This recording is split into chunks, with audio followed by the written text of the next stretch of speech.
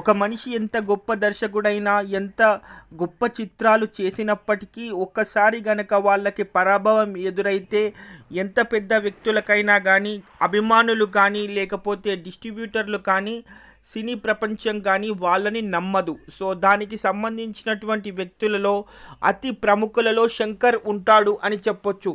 ఎందుకంటే ప్రస్తుతానికి తనకి కొంచెం బ్యాడ్ టైం నడుస్తుంది అని సినీ వర్గాలు మాట్లాడుతున్నటువంటి పరిస్థితి. సో దీనికి సంబంధించి ఎన్నో గొప్ప చిత్రాలు చేసినటువంటి అనుభవం ఉన్నా కూడా ఇప్పుడు చాలామంది దర్శకుడు శంకర్ని నమ్మటానికి కొంచెం సంశయిస్తున్నారు అని చెప్పుకోవచ్చు. ఎందుకంటే గతంలో చాలా రిచ్ బడ్జెట్తో తెరకెక్కించి కొన్ని వందల కోట్లు కలెక్ట్ చేస్తాయి అని అనుకున్నటువంటి కళాఖండాలన్నీ దాదాపు కేవలం 10-15 రోజుల్లోనే బిషానా సర్దేయడం వల్ల శంకర్ క్రియేటివిటీ దగ్గర నుంచి శంకర్ ఎబిలిటీ వరకు చాలామంది అనుమానం వ్యక్తం చేయటం జరుగుతుంది. అయితే దీనికి సంబంధించి ముఖ్య కారణంగా ఐ అండ్ భారతీయుడు 2 అని చెప్పుకోవచ్చు. ఎందుకంటే దాదాపు 4 సంవత్సరాల పాటు ఎంతో ప్రతిష్టాత్మకంగా తెరకెక్కినటువంటి షూటింగ్ కూడా చాలా విదేశాల్లో జరుపుకున్నటువంటి ఐ చిత్రం ఎంత గొప్పగా ఉంటుంది అని అనుకున్నప్పటికీ కూడా అది కేవలం రీజనబుల్ పీపుల్కి మాత్రమే నచ్చింది అని సినీ వర్గాలు చెప్తున్నటువంటి పరిస్థితి. అయితే అలాంటి సందర్భంలో కేవలం 4 సంవత్సరాలు దాదాపు 500 కోట్ల రూపాయలని వృధా చేశారు అని అన్నారే తప్ప ఒక మంచి చిత్రాన్ని తీశాడు శంకర్ అని ఇటు డిస్ట్రిబ్యూటర్లు కానీ, అభిమానులు కానీ, సినీ లోకం కానీ చెప్పలేదు. సో దీనికి సంబంధించి చాలా సందర్భాలలో ఆయన బాధపడ్డటువంటి పరిస్థితి.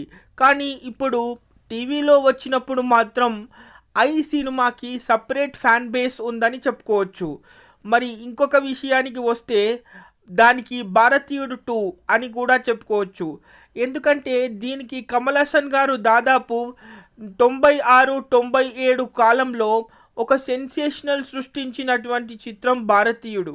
అయితే దాదాపు 20-24 సంవత్సరాల తర్వాత అంటే రీసెంట్గా భారతీయుడు 2ని మళ్ళీ తీసుకురావటం జరిగింది.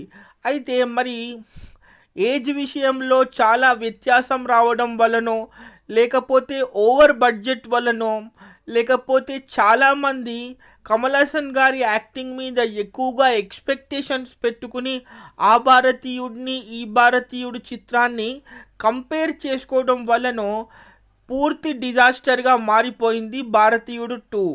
అయితే ఈ 2 పరాజయాలతో ప్రస్తుతానికి ఎంతో గొప్ప దర్శకుడైనప్పటికీ శంకర్ ఎబిలిటీ మీద, శంకర్ టేకింగ్ మీద డిస్ట్రిబ్యూటర్కి కానీ లేక సినీ ప్రపంచానికి కానీ ఒక అనుమానం వ్యక్తమవుతున్నటువంటి పరిస్థితి. కానీ ఇప్పుడున్నటువంటి ఈ పరిస్థితుల్లో తను ఏంటో నిరూపించుకోవాలి అంటే మాత్రం కేవలం తన చేతుల్లో ఉన్న ఒక బ్రహ్మాస్త్రం కేవలం గేమ్ చేంజర్ అని చెప్పుకోవచ్చు. ఎందుకంటే ఇప్పుడు రామ్ చరణ్కు ఉన్నటువంటి ఫ్యాన్ ఫాలోయింగ్ని లెక్కపెట్టి చూస్తే దాన్ని world wide fan following and pan India fan following అని కూడా చెప్పొచ్చు. ఎందుకంటే ఏ ముహూర్తాన రామ్ చరణ్కి ఇటు ఆస్కార్ లెవెల్లో గౌరవం వచ్చి RRRకి సంబంధించి చేసినటువంటి రామరాజు పాత్రకి ప్రపంచవ్యాప్తంగా పేరు రావడంతో పాటు గ్లోబల్ స్టార్ అని అది అభిమానులు ముద్దుగా పిలుచుకోవడంతో పాటు ఆస్కార్ స్థాయిలో తన నటన ఉండడంతో పాటు ఇప్పుడు ప్రస్తుతానికి తన టాలెంట్ ఏంటో నిరూపించుకోవాలి అంటే ప్రపంచవ్యాప్తంగా గుర్తింపు ఉన్న కేవలం రామ్ చరణ్ మాత్రమే ఇప్పుడు శంకర్ని కాపాడగలడు అని సినీ లోకం అనుకునే పరిస్థితి అని చెప్పుకోవచ్చు. ఎందుకంటే ఇప్పుడున్న పరిస్థితి, ఇప్పుడున్నటువంటి ఫ్యాన్ ఫాలోయింగ్ రామ్ చరణ్కి మాత్రం మామూలుది కాదు అని చెప్పొచ్చు. ఎందుకంటే ఆల్రెడీ డల్లాస్లో ప్రమోషన్స్ మొదలు పెట్టేశారు. అండ్ దీనికి సంబంధించి అడ్వాన్స్ బుకింగ్స్ కూడా దాదాపు 7 లక్షల మిలియన్ల డాలర్లని కొనుగోలు కూడా చేసేశారు. అది కూడా కేవలం అడ్వాన్స్ బుకింగ్లోనే. సో దానికి సంబంధించి ఇది ఒక సరికొత్త రికార్డ్ అని చెప్పుకోవచ్చు.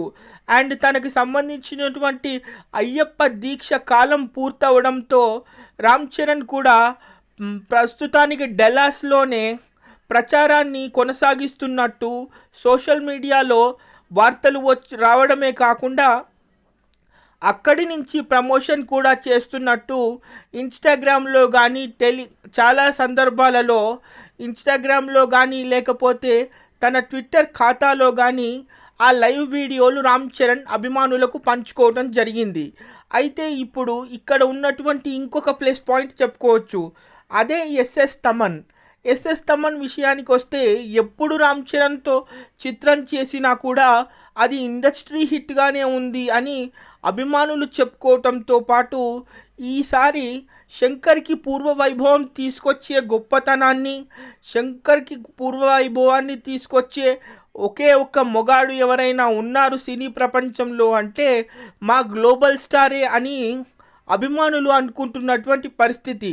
అయితే నిజంగా ఇవన్నీ కరెక్ట్ అని చెప్పి ఈ సందర్భాలలో తమన్ రిలీజ్ చేసినటువంటి ప్రతి సాంగ్ సూపర్ హిట్ అవ్వడం శంకర్కున్న నమ్మకానికి, మరి రామ్ చరణ్కు ఉన్నటువంటి గ్రేస్కి, మరి కియారా అద్వానీ రామ్ చరణ్కు ఉన్నటువంటి కెమిస్ట్రీకి ఒక తార్కాణం అని చెప్పుకోవచ్చు. నిజంగా సినిమా యావరేజ్గా ఉన్నప్పటికీ కూడా వీళ్ళిద్దరూ కనుక ఒక రేంజ్లో స్క్రీన్ మీద మెరిస్తే ఒక రేంజ్లో అభిమానులు ఇష్టపడతారు. సో దానికి కారణమే వినయ విధేయరామ కేవలం సెలెక్టివ్ ఆడియన్స్కి మాత్రమే ఇష్టం అని చెప్పుకోవచ్చు. కానీ ఆ చిత్రాన్ని పక్కన పెట్టి వీళ్ళ ఇద్దరి కెమిస్ట్రీ మీద చాలామంది అభిమానులు స్పెషల్ ఫ్యాన్ బేస్ ఉండడం వల్లే గేమ్ చేంజర్లో మళ్ళీ ఈ ఇద్దరిని కలిపి రిపీట్ చేశారు చిత్ర బృందం.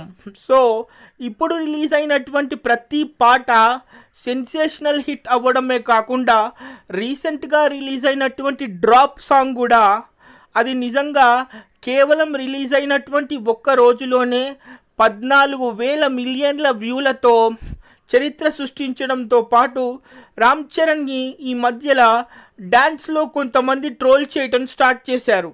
ఎందుకంటే మరి సిచ్యువేషన్ ప్రకారంగా అలాంటి పాటలు రావడంతో రామ్ చరణ్ అలా చేశాడే తప్ప ఒక ఫాస్ట్ మాస్ బీట్ సాంగ్ కనుక రామ్ చరణ్కి దొరికితే బొమ్మ దద్దరిల్లిపోతుంది అనే స్థాయిలో ఇప్పుడు ఈ డ్రాప్ సాంగ్ ఉండడం.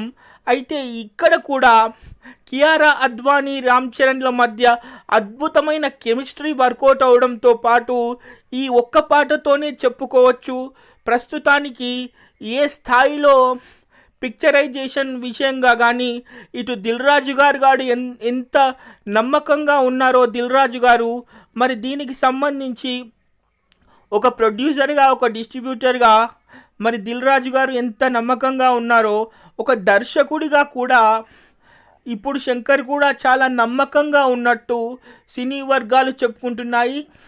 అయితే ఇప్పుడు రామ్ చరణ్ మాత్రం చాలా బిజీగా గడుపుతున్నాడు.